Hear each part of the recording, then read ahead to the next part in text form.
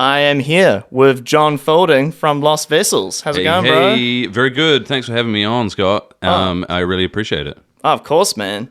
For those who don't know, John and I go back a little bit. We do. John was my guitar teacher back when I was in high school. Yeah, man. It makes me feel real old. But yeah, I've been teaching guitar for a while now. And yeah, you're a really good student. Was yeah. I? Well, I mean... Be real. No, Be real. mean, some students don't want to do it. You know what I mean? Yeah, or their parents are forcing them into it. You were never like that. You were interested in music for a start, which is actually more than halfway towards becoming good at music. You know what I mean? Like having a passion to do it is half the mission a lot of the time. Yeah. Yeah, I remember like distinctively, like I went to KBB. Yep, music store. And that's where I got my first guitar. It was a great combo. It was a Fender Squire. Yes. With a Fender 10-watt amp or something like that. The classic pack. Yeah, I think it was like $100, $250. Sounds maybe. about right. It was mean. You and 20 million people a year probably buy that pack. Yeah. It was great. I sold that guitar. I actually regret it. How many people's guitar was a Squire Strat, the first guitar though, right? Like everyone, pretty much everyone. It was great for for the first guitar though, because I remember the first guitar I ever played was a nylon. Yep. And I just didn't like it. I thought it sounded... Because also, like, at school, it's always shit nylons. So it just sounds... Rusty strings. Crap.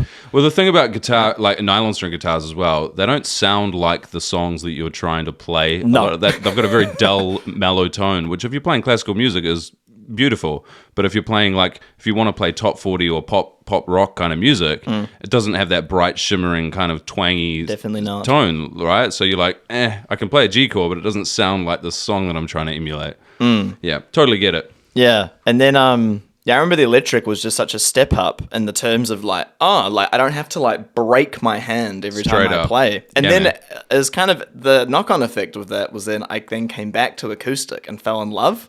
Nice. But if it wasn't for the electric, I don't know if I would have... Yeah, see... that would have happened. There's kind of two schools of thought on it, right? And each has got benefits and negatives, I suppose. Like, you can start on a nylon string guitar. It's slightly softer on the fingers, but you've got a real wide fretboard, and it's sometimes a lot harder to push the strings down, right? Mm-hmm. On a steel string or an electric guitar, it's technically, I guess it's easier to put your fingers down, but you get sorer fingers. A lot of kids are like, steel strings are cutting my fingers. Like, bro, I've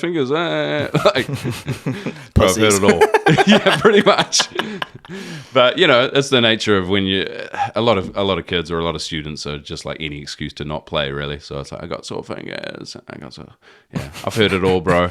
I got a new Nintendo game last week. I didn't do any practice, and I'm like, that's not an excuse. Like, yeah, I think it's like a personality thing, because my first instrument was the saxophone. That's what I started playing. Yep. And it wasn't my choice, so I didn't really like it. Sure. I mean, right, that's normally it's a hard instrument to play as well, bro. I love it now, but it's funny, like, when in school, like, this is boring, man, sucks, and the guitar's more exciting, and then, of course. But over time, I'm like, I actually quite like some jazz. It's actually all right. Some Miles D, chuck that straight on. Up, man. I mean, it's difficult to play. I think starting with an instrument that is a solo, like a guitar or a piano, you can play at a party or you can play it and sing along to it. With a saxophone or a violin or something like that, they're very much a solo instrument that's designed to be part of an ensemble. Yes, so it's difficult to have, it's quite hard to get into music to that next step, I feel. But much respect for anyone that can play a saxophone or any brass or woodwind instrument for that matter. Brass is really hard. That was something weird, because with the saxophone, you you just blow, and then you can just change the note, right? Yep. You're essentially just doing one tone. Correct, yeah. But then with brass, you're using obviously your much mouth more your to then lip. create the notes, which I was always like, that's a lot. I don't think I can do that. The tension of your lip makes a big difference, right? Whereas, it's much more the fingering of the saxophone or the flute or the clarinet or oboe or whatever. All the woodwinds are that much more difficult, I think. Well, easier in some ways, difficult in other ways. I don't know. I kind of took to the trumpet a wee bit. I can play a little bit of trumpet, not much, but I found it a lot more difficult to play the saxophone. Interesting. Yeah. I think if I picked up a trumpet, I'd struggle. But I'm obviously applying I actually haven't picked up a saxophone in like 10 years, but I think I could probably still play, what's that song? Tequila? Tequila. I could probably still do that. Nice. I think man. Well, still figure that out. Therefore, you could probably bring your instrument to the cricket and get a crowd chant going, right? That's the song that you got to play at the cricket. Like, but then you have to go to the cricket. I'm not a big on cricket. Fair enough. The rugby, whatever. The point still stands. I understand what you're saying. I thought cricket's just for drinking. That's true. Hence the tequila, right? Yeah, well, that's what I understand. Like, one of my mates, he's really into it, and I'm like, for a test match, like, I don't have the focus for it, right? That's big, bro. That's 5 days. And I'm like, what do you do? And he's like, yeah, just you sit there in the sun and sink piss. It's like, just get fucking skin cancer and fucking drink yourself silly. I'm man. Well, hey, man, if that's what you enjoy, don't let me take it away from you. It's much more of a marathon than a sprint, a cricket game, particularly the long format of the game. But yeah, man, I get it totally. It's not for everyone. Definitely. Well, we had Zoran on last week, and he's a big cricket guy. Yep. I remember when we recorded, and he had the cricket going. I'm just like, man, my music must be real boring. the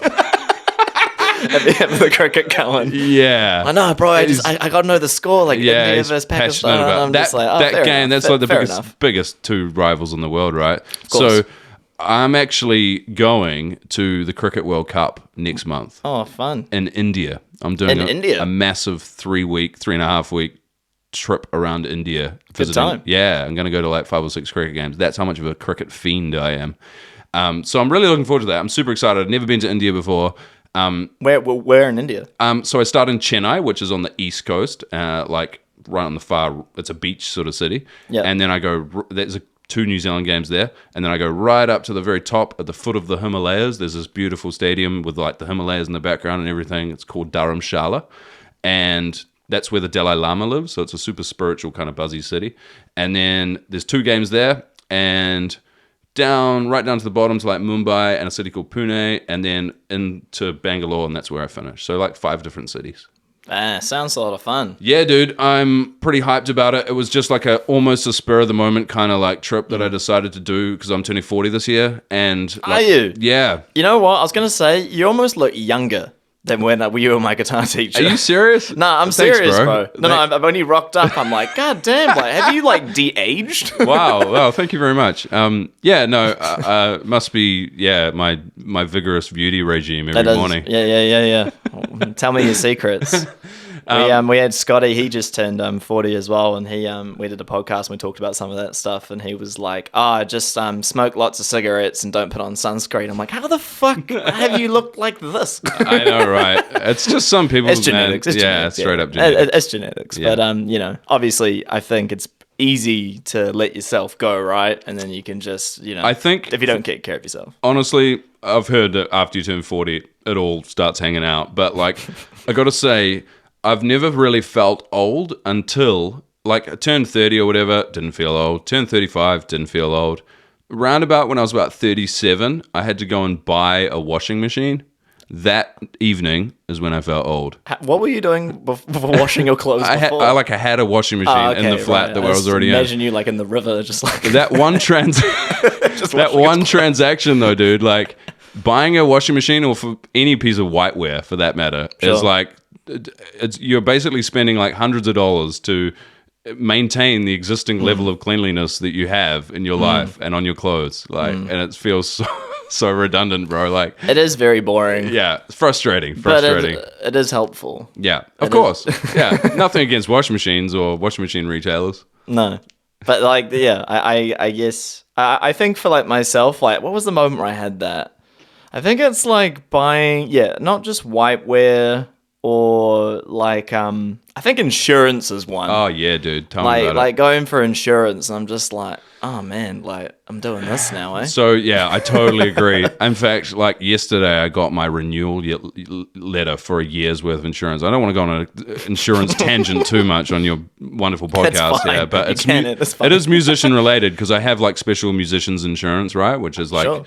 A lot more kind of comprehensive if you're at a gig, for example, and this and that happens. I just have the content stuff. Yeah. Pretty basic. It's pretty similar to that, but yeah. And yeah, man, that is brutal. Like, and it's kind of just, insurance is sort of just playing on people's fear. That's what it feels like. It's like, you might get stolen one day. It's like, what if you fall down the stairs with all of your stuff?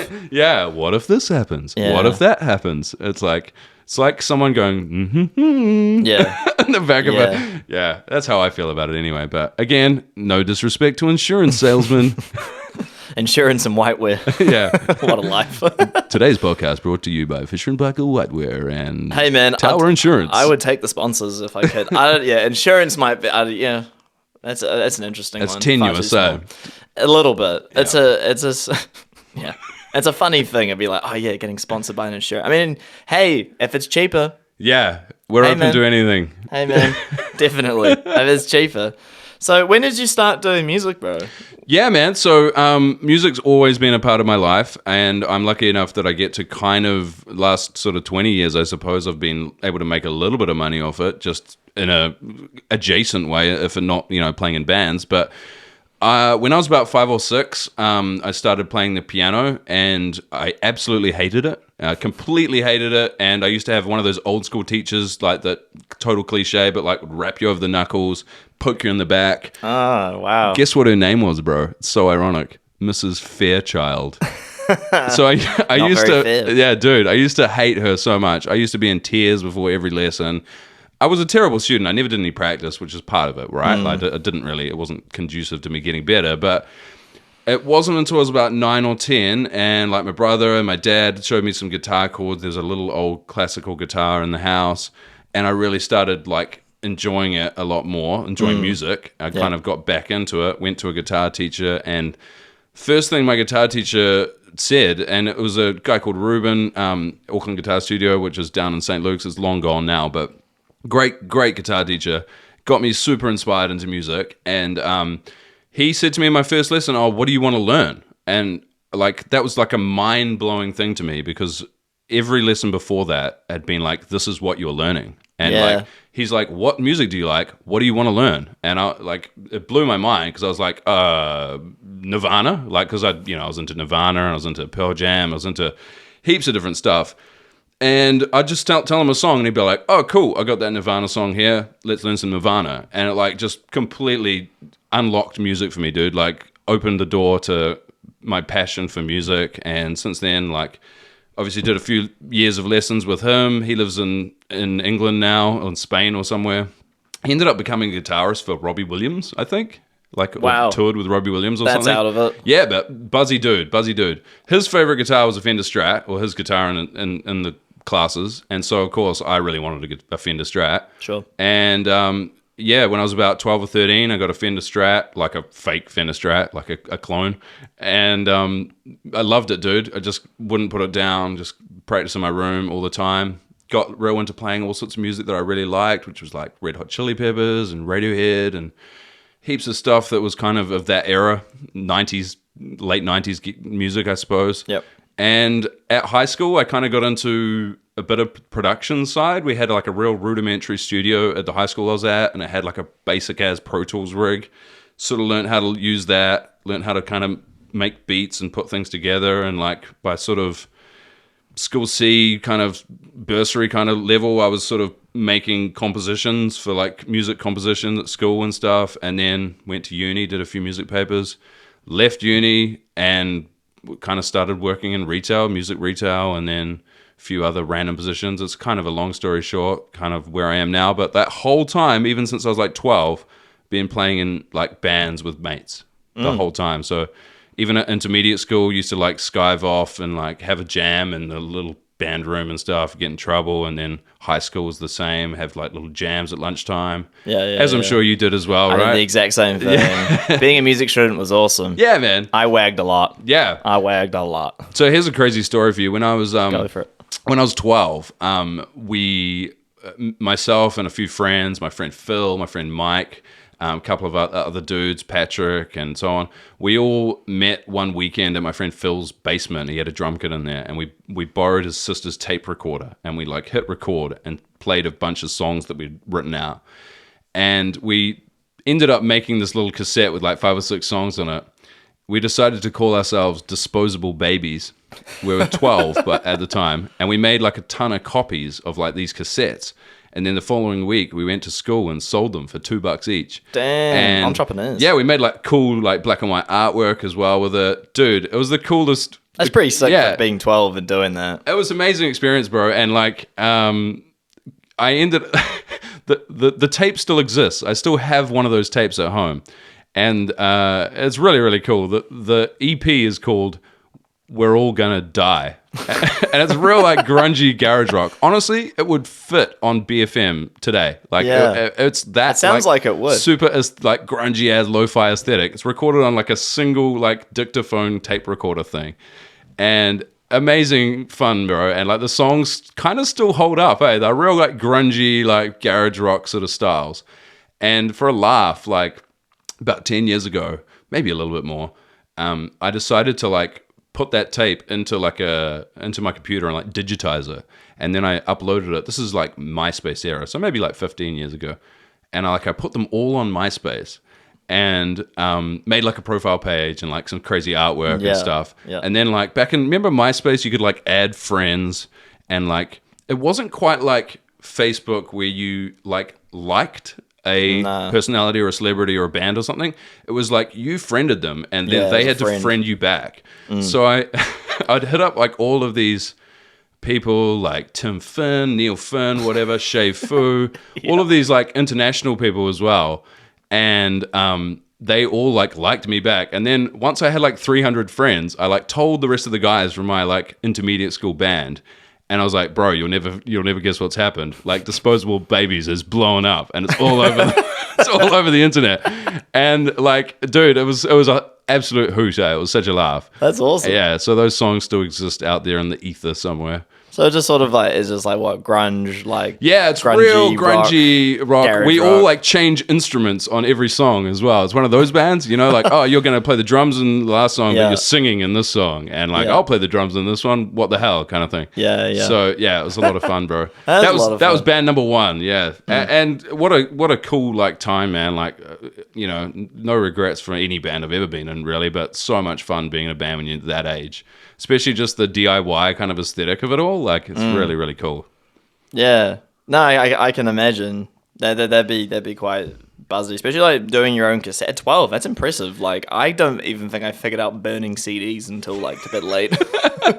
Yeah, this was, like, maybe 5 years before CD burners and stuff were, like, big. So this is very much, like, the cassette days, right? Like, everyone's car still had a cassette player, so...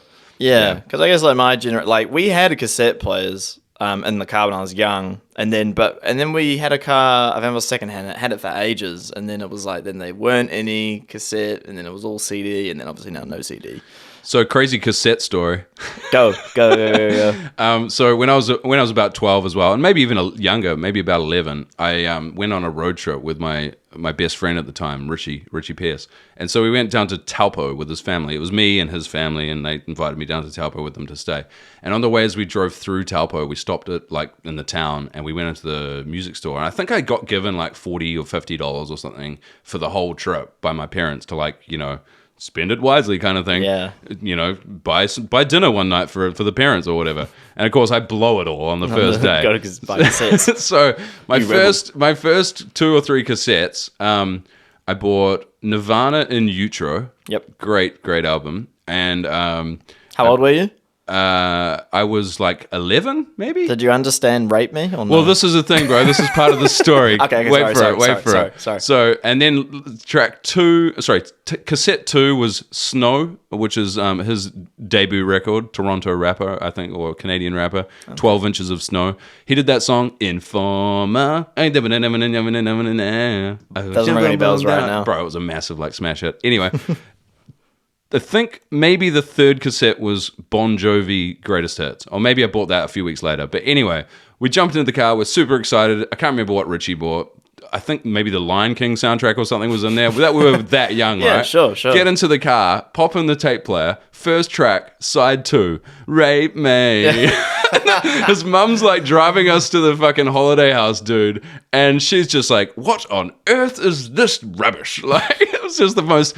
cringe as moment when you're like 12 years old on a road trip with your friends, like parents and stuff. It was awesome. But yeah, great album, bro. It's a brutally heavy album. That it is. Yeah. It's Heart-Shaped Box banger. Obviously, a lot of those bangers. Yeah, man. Sorry, I kind of like fucked your story a bit. I just realized no. It's all good, bro. It's all good. Because I was like predicting. I'm like, wait a minute. You could see it coming. Yeah, 100%. One of those songs. Yeah, I remember. My first CD that I got was The Crusader by Scribe. Oh, yep. That's a fucking great album. Yeah, I actually still stand by how, like, I must have been, how old was I when that came out? 9?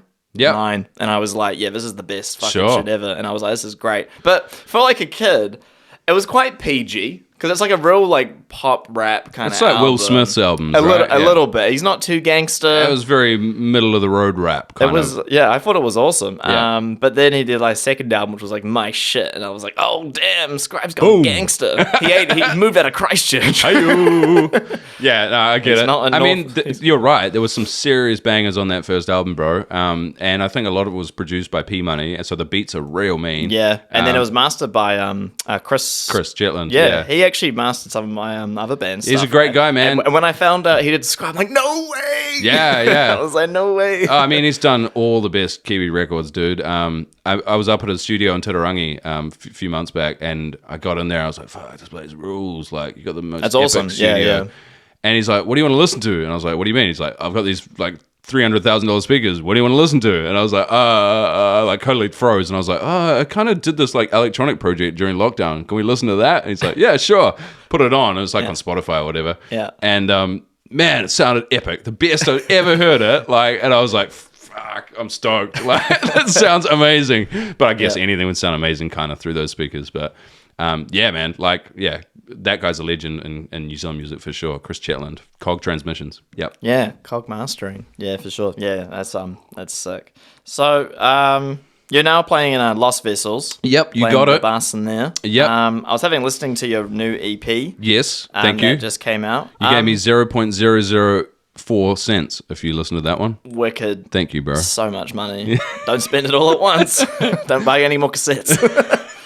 But yeah, I was listening to it, and it kind of gives me like, I guess it's because of the female vocals and I suppose the production. It kind of reminds me of like early Kelly Clarkson. Oh yeah, yep. I'll say that. It just kind of, obviously there was, I can't remember what song it was, had Screaming on it, so maybe not that one. Yeah, so there's a bit of like kind of Paramore influence. There's a bit of Jimmy Eat World. Sure. There's a little bit of, I mean, there's not that many female vocal, like Stand Atlantic. There's a few like bands that have female vocals and kind of pop punk kind of vibes, but there's not that many. So like I really enjoy playing in the band with Eileen. She's a great singer, and it's good to have a frontman that is you can alternate with the male vocal and stuff with Cam's vocal. So yeah, I mean that's not a very old band. We've been together, the band's been around for 3 or 4 years. Yep. I joined it last year in about June, I think it was. How'd that come about? It was literally like post-lockdown, dude.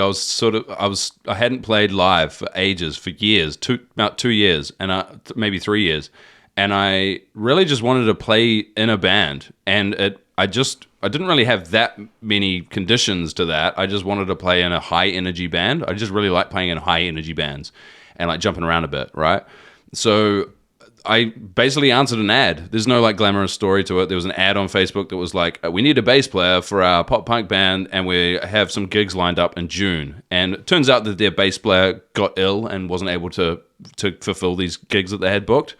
So I pretty much just had to learn a bunch of songs, went straight into a gig like a few weeks later, and since then we've been playing heaps. We did the Battle of the Bands, we won that. That was awesome. Recorded the EP.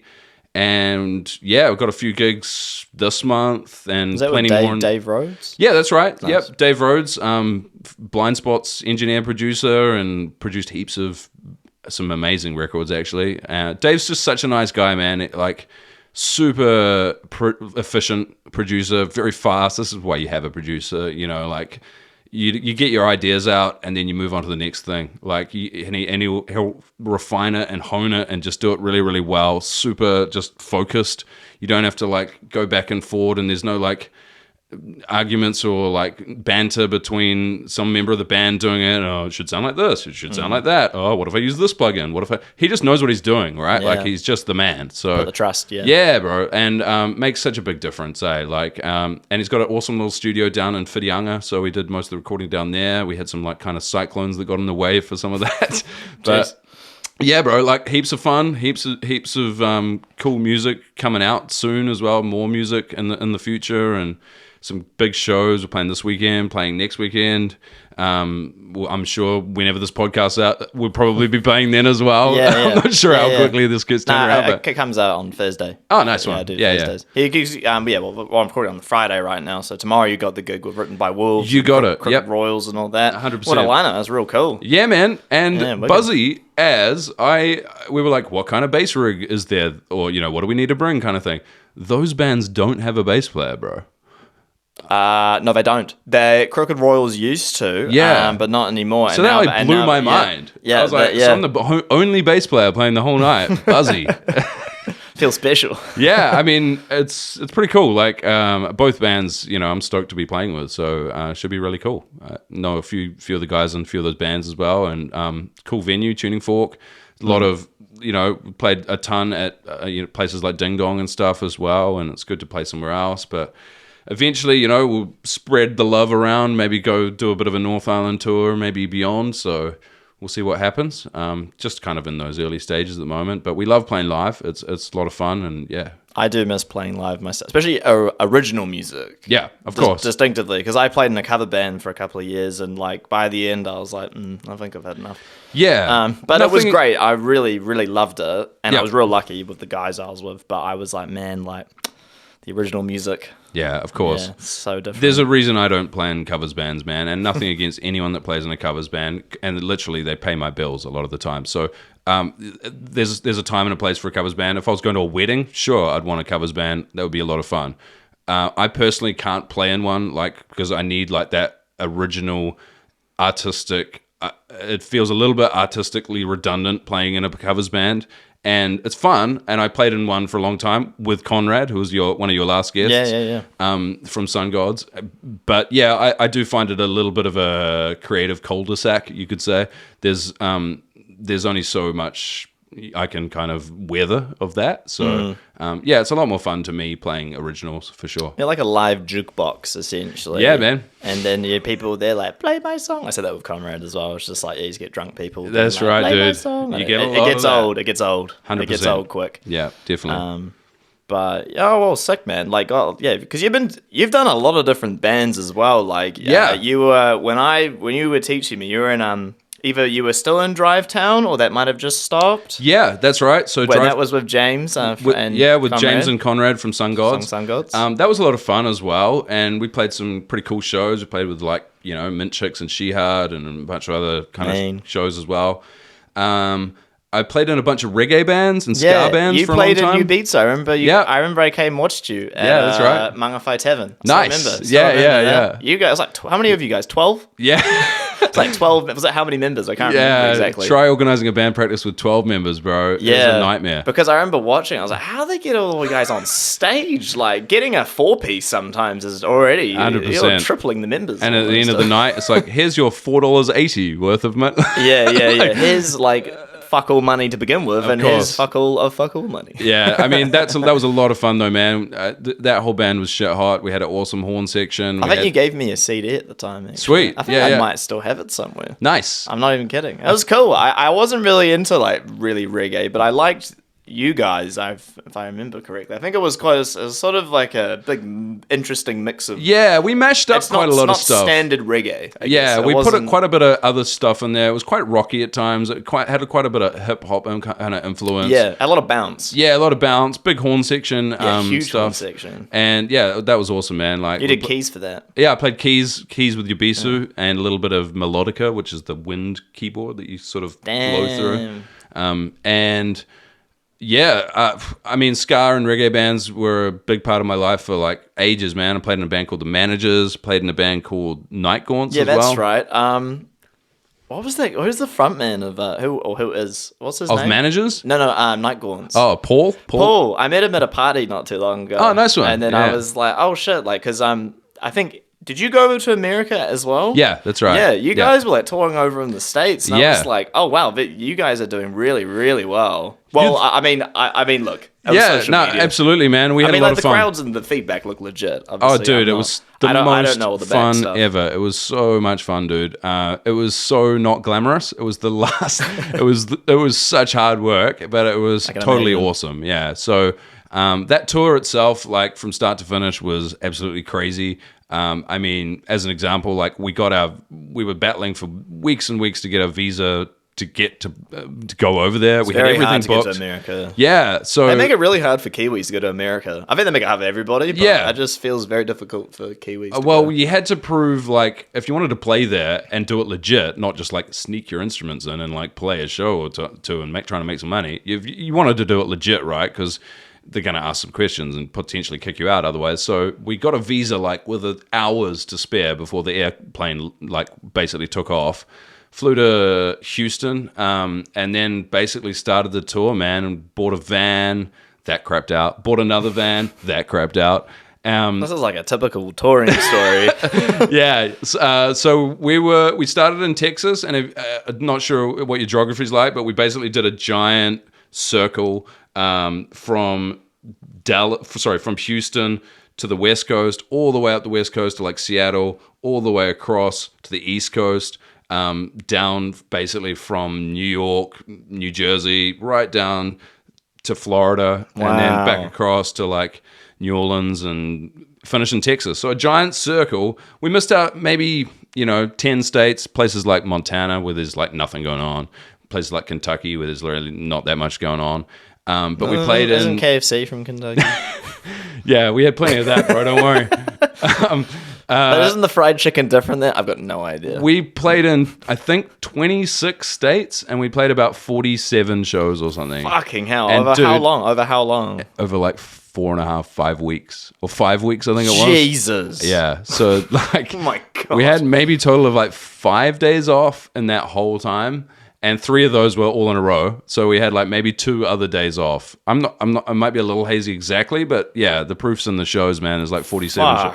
Yeah, so it was... That's a grind. That's proper touring grind. Yeah, proper touring grind and... Like, finish the gig, pack up, then drive, next show. Yeah, so finish the gig, pack up, go to the motel, sleep on the floor of the motel, because we'd only ever get one room, right? So you'd have 2 double beds in it, whatever. You'd be sleeping either with a buddy, or if it's not your turn, you'd be sleeping on the ground. And then you'd jump back into the... You got to be out of the motel at like 9:30, 10 a.m. Jump into the van... Drive to fucking Walla Walla, Washington, or some other place, fucking Boise, Idaho, or wherever you're going. 4 or 5 hours, sometimes more. And then probably have maybe a couple of hours in the city to like check it out.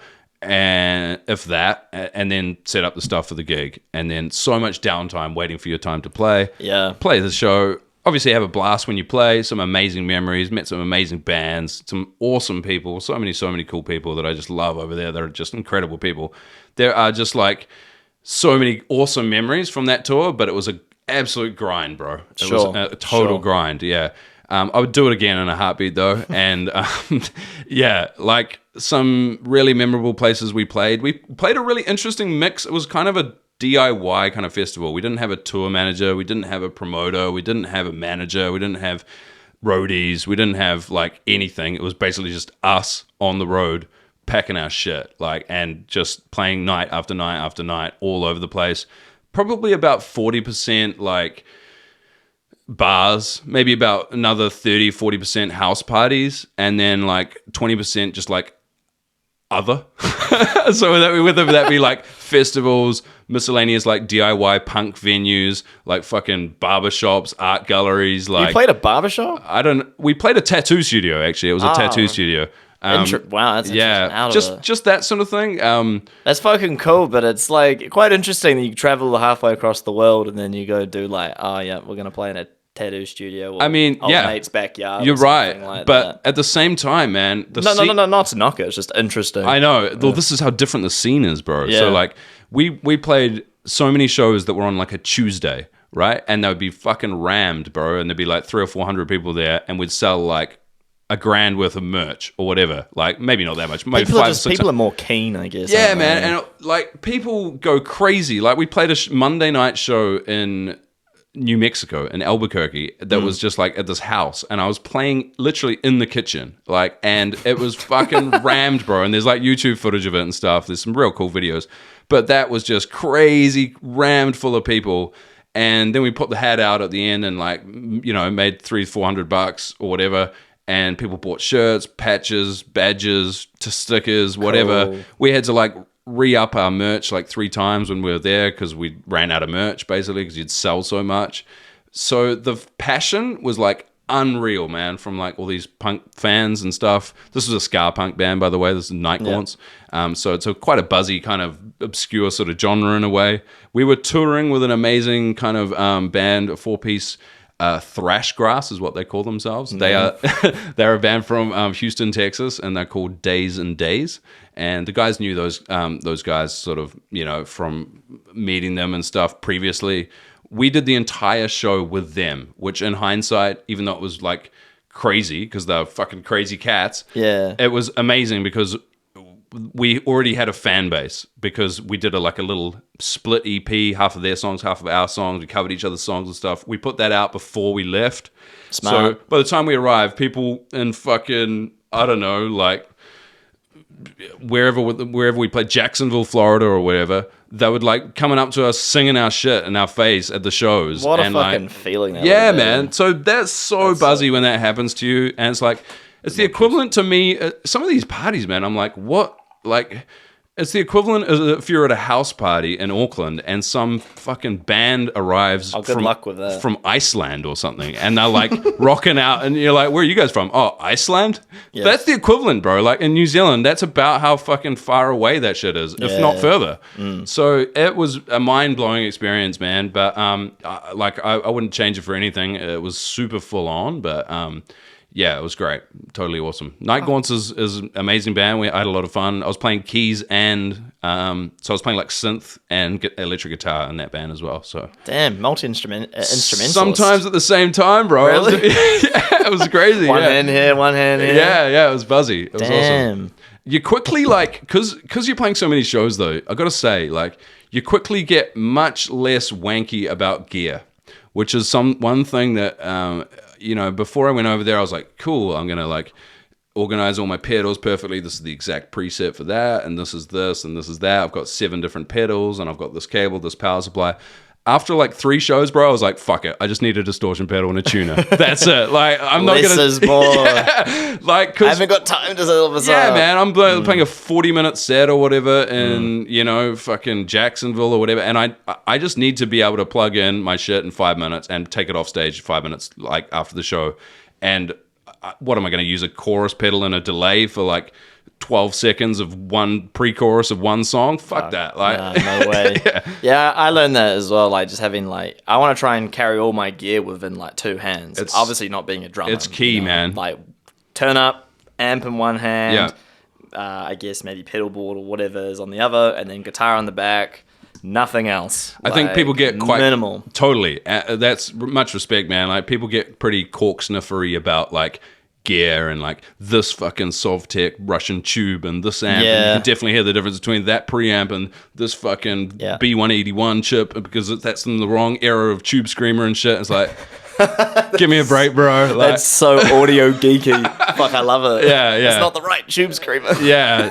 And people pay hundreds for the right era of Tube Screamer and shit. It's like, man, that is fucking none of that shit makes any difference to any person in the crowd right now whatsoever. Like, no one gives a shit. And someone's probably going to spill beer on it anyway. So 100%, bro. 100%. Good luck with that. Man, like, that was so we toured in the middle of summer, right? We got there in like July, and we started in. It's so hot. Yeah, we got there in at the end of July, I think it was, and we started in Texas, like you say, and we went down to like New Mexico and then like El Paso, Texas as well, which is like right on the border with Mexico. It was fucking hot. That's where our van stopped working, by the way. First thing to stop working, the air conditioning. Oh, of course.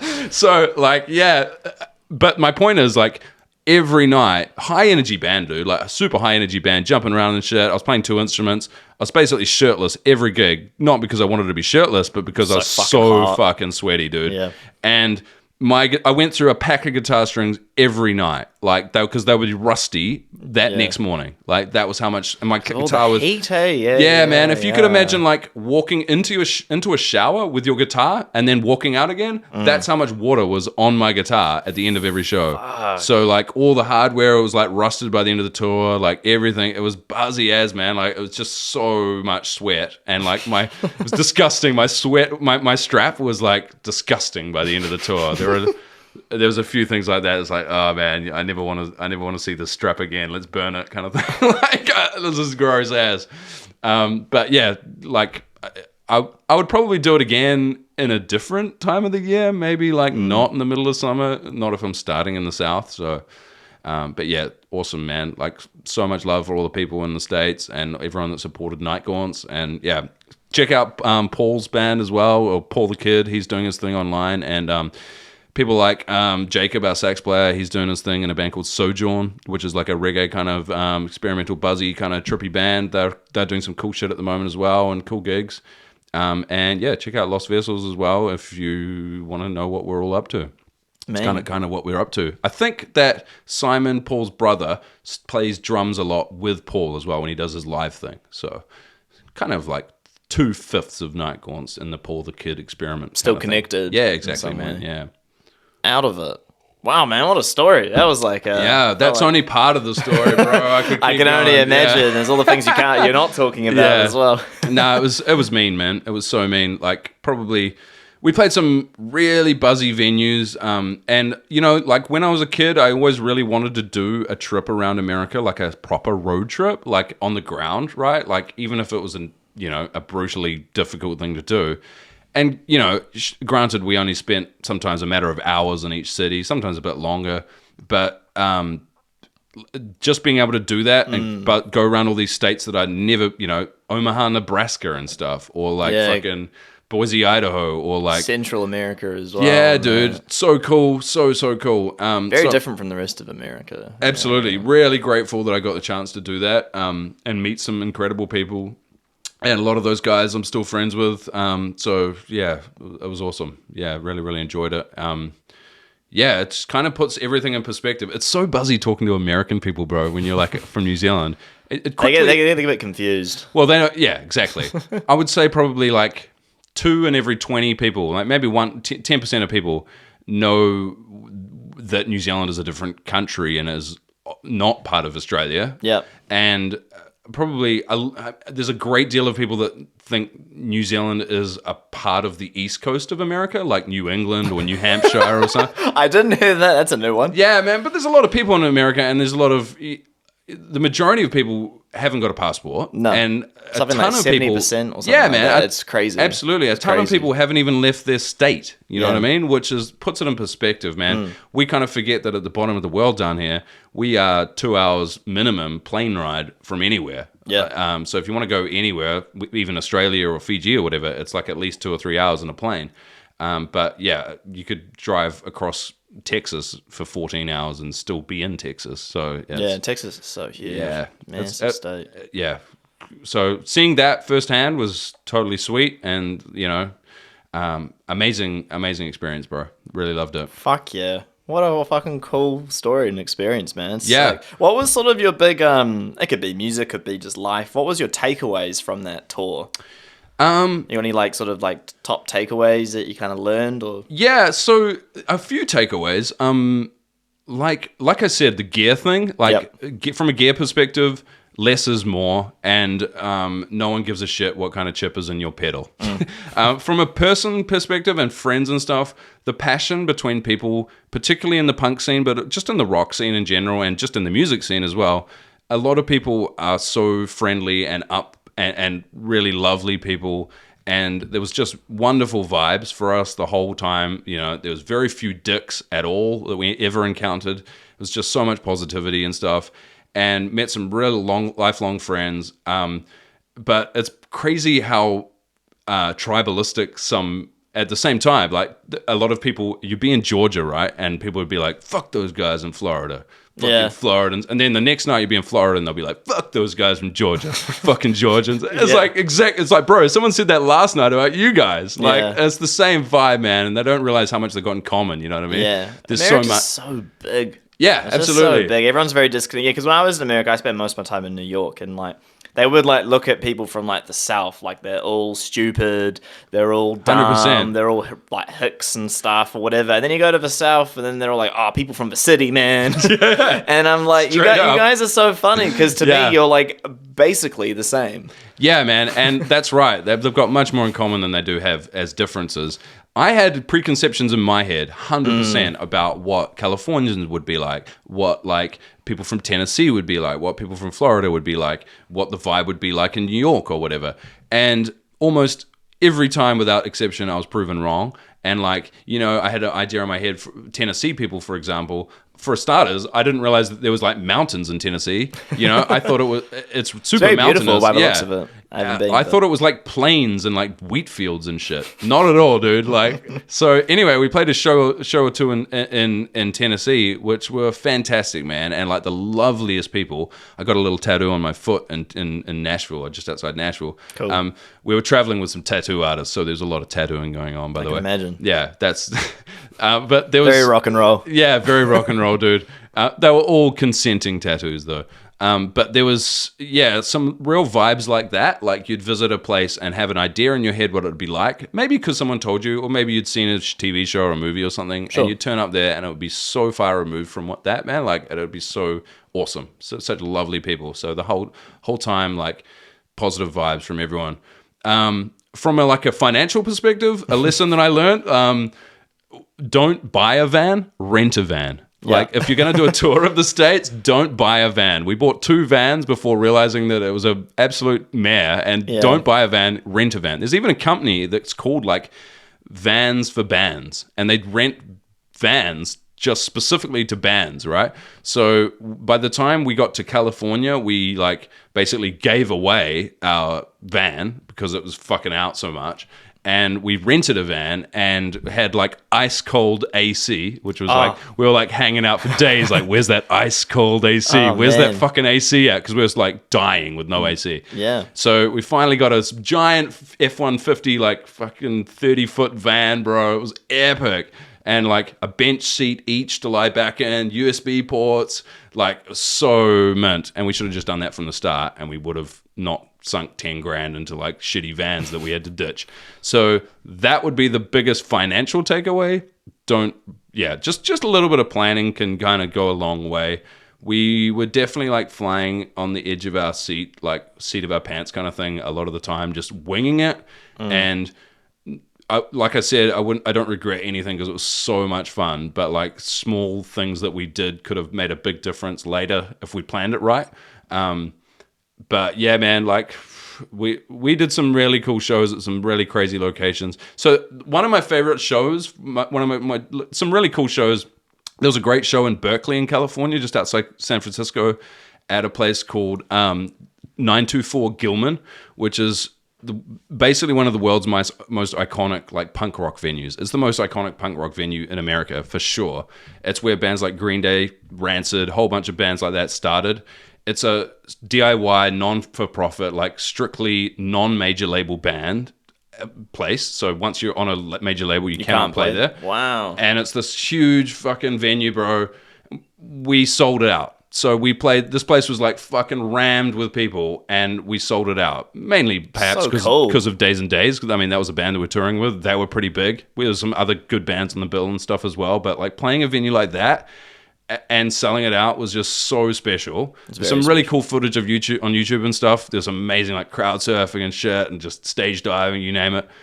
We played an amazing gig in St. Louis, Missouri at this huge cathedral, this massive cathedral that had been turned into a skate park. So I don't know if you've ever played Tony Hawk skating. Fuck yeah.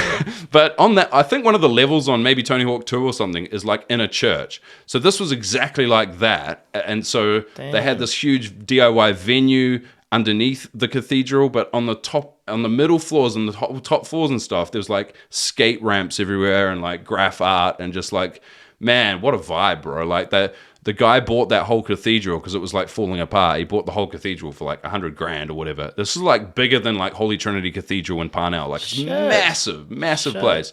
And it had been around since like the 1800s. Like apparently like Abe Lincoln went through there and shit. Like it was an epic place, dude. And now it's a skate park. And it was called Church of Skating, which is a pretty rad name as well. So we played there. I think it's got a different name now, like Skatopia or something like that. But they did like a Vice article kind of video thing on that. So like venues like that, I'll never forget how buzzy they were, how cool those places were. That was just like a mind-blowing part of the trip, playing these really, really cool places like that. But also like people's house parties and stuff. Like I said, if you're running a house party and some band turns up from the other side of the world, it's going to be fucking rad night. Yeah, that is super fucking cool. Yeah. Crazy, bro. Yeah, man. There's some stories. Damn, the touring life. Yeah. Yeah, I've never done it. I've never done it. I've only done like little ones of New Zealand. That's about it. But yeah, going because I went to the States and like it's interesting. Like just like the different like cultures kind of in each state. Each state's almost like its own country. It sort of feels like. I imagine you might have got that vibe as well. Yeah, definitely. I mean, what I found really interesting about it was there's all these preconceptions and stuff. Maybe because from New Zealand or foreigner or I don't know what it may be, but everyone was like really great. I think I only had like 1 or 2 negative experiences, but the rest of it was like really, really awesome. Yeah, man. But I went to one gig there. I went to Whiskey A Go Go bar. Cool. Yeah. That was crazy. Nice. Here's my rock and roll moment.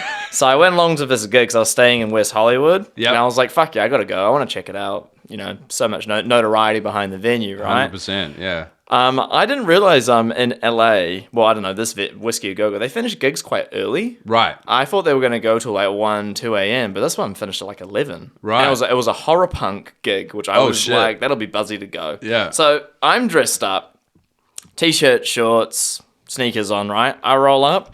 Everyone's wearing like Nazi uniforms. Oh. Or like fucking, or like military or right. goth. By the way, it's a big mix of different kinds of people. It's like, it was interesting because everyone's dressed up, but everyone's like, there's all kinds of people, like, you know. Yeah, man. Mexicans to white to blacks. I'm just like, this is odd. So I go, and then turns out I rock up and the gig had finished. And I was like, oh, that sucks. So like I rock up, start talking to people, and I look like I guess it's like the guys from Weezer who were like beside like a black metal band. It was like I'm so fucking out of place, and I'm just like standing there like this is random. I was like, oh damn, I didn't get to go see the gig. I stood there for 5 minutes. Someone got a can of beer or something, threw it, like smashed someone in the face. Yikes! Riot. Oh. 50 people just started beating the shit out of each other, and I was just like, I'm getting the fuck out of this. Yeah, bro. I was on the cops came up, security guards getting beaten up. It was like the weirdest shit. I was like, damn, that's cool. Damn. I got to see that. Yeah, you got But I had to get out of it because I almost got like smashed man. as well. That's and a taste. I was a target because I'm like, this is normie here. That's crazy, man. That was a weird one. But I didn't even get to see the music. I was like, fuck, just go there and watch a riot. But I mean, hey, I got to see it. But I was just like, man, I didn't even get to see the gig. But it was just so weird. Like everyone's the level of intensity of people in America is a lot more like the passion. I'm sure you felt that. Like in New Zealand, we're a bit like, oh yeah, but nah, but oh. Yeah. We're always we're not the most enthusiastic people. Ride the wave, eh? You're so right. Yeah. They're very passionate about everything good and bad. Everything's very divisive. Like I found that when I was there, like, you know, this is a blue state or a red state. Sure. I'm like, you guys are all the same. I don't really understand. Like, I was like, this is like strange to me, but most people are great. But I was always like, you know, obviously America's. They've got, you know, all their sorts of issues and whatever that, and people it's a big place. Have a lot of their own ideas, and there's so much like. There's so many cultures. It's probably the most culturally diverse place in the world. Yeah, man. So you got so many ideologies coming at you from all sorts of absolutely. places. So it's when I was there, I was just like, this is a pretty wild place. Yeah, dude, absolutely. But doing all that touring, bro, so cool. Yeah, man. I mean, I never thought I'd visit some of those places, dude, and I'm so glad that I did. And you know. Like places that I thought were, like I said, they just blew my mind because a lot of them were so different to what I thought they'd be. But But yeah, the band we toured with, Days and Days, crazy lineup, bro. They're like an acoustic folk punk band, and they've been touring. They basically tour nonstop, right? So they don't really live. Well, back then, certainly, they weren't really based anywhere. They were kind of based in Houston, but not really. They'd just tour constantly. So they had a really dedicated following. What a life. The instruments in the band were like acoustic guitar and singer, the male singer, trumpet and female singer. That's Whitney. And they had a washboard player, which is like yeah. What a roll. Yeah, dude, which is, I'd never seen one of them before. All of a sudden, I'm touring America with one. And also upright string gut bucket bass. So like Jeff, who was their bassist at the time, plays basically a bucket, like not a fucking musical instrument, like a bucket, like an actual bucket, attached to a giant piece of string with a pole. And that's the bass. That's the bass sound for the band. And like you play it, obviously you play the string, it's like bow, bow, and you put your hand up at it, and it's like bow, bow. So it's like bow, bow, bow, bow. I'm doing a pretty shitty impression, but dude, those instruments alone combined into a like, it sounds kind of like a country band, right? It sounds kind of pretty hick. Okay. But it's not. It's like fucking punk as shit, dude. And it's like, sounds it. Yeah, and it's like kind of ska as well, because a lot of it's like, that would be the rhythm of the guitar playing, and then you'd have the trumpet doing their thing, and then the with the gut bucket, with the washboard shit. Blew my mind, man. Great songs, bro. Like really, really cool songs. Those guys got signed to NoFX's label as well, which is rad. Mean. And like, yeah, I mean, cool band to tour with. Really crazy dudes. They all toured with their dogs in the van as well. So like that's wild. That was mind blowing. Lovely people though, man. Like such nice people. I filled in on a couple of nights as well. So we played like.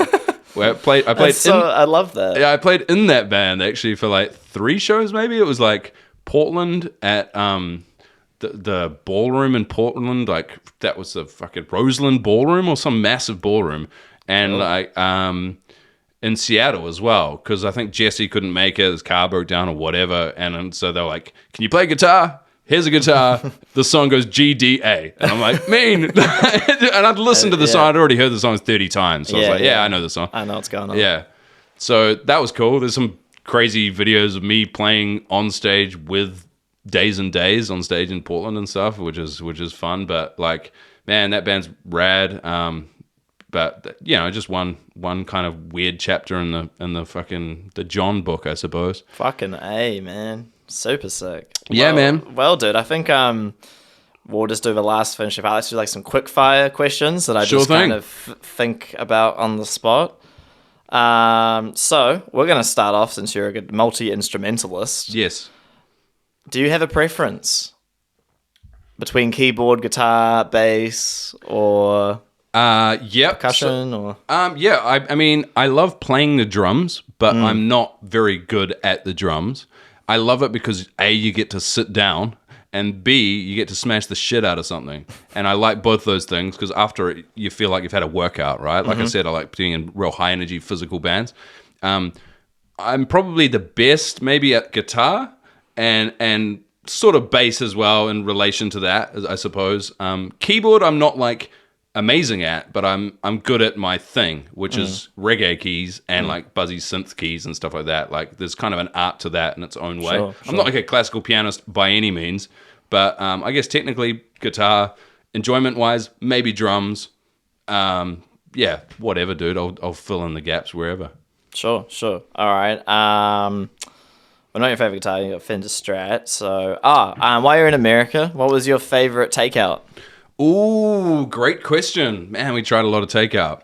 So every state's got their takeout preference, right? Or their takeout of choice. When you're in Texas, they're like, they're all about Whataburger. That's the name of the burger chain there, Whataburger.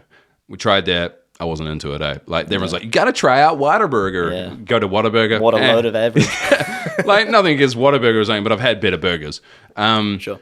Man, we ate at Denny's a ton because every city's got Denny's, and it's 24-hour, a lot of them. And so we ate probably too much at Denny's. But yeah, man, like we tried a lot of kind of other random buzzy food and stuff, but in terms of like, it's like what, you know, when you pick up a pack of McDonald's and it says New Zealand's favorite fries based on volume. And you're like, and like it's the fine print down the bottom. So John's favorite food, Denny's, based on volume. Yeah, that's what it comes down to, bro. So Denny's. Okay, all right.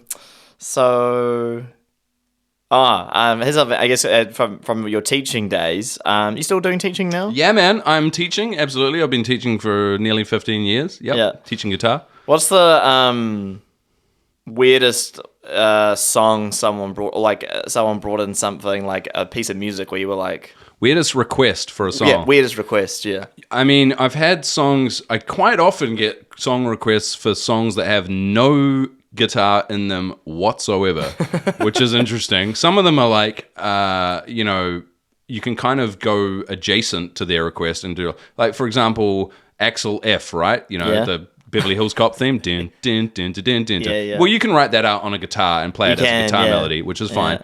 But then you get like other like Crazy Frog. Yeah, Crazy Frog. It's the same song. That's how kids generally know it as Crazy Frog. Well, that's how I knew about it. I don't think I knew Crazy Frog before. 100%. Yeah. But even Crazy Frog, Crazy Frog is a reference that's too old for some of the kids now, which is buzzy, right? Because we're like, that's the NAF version. You want the Axel F, the 1984 version. Yeah. But even Crazy Frog, which is what, 2009 or something.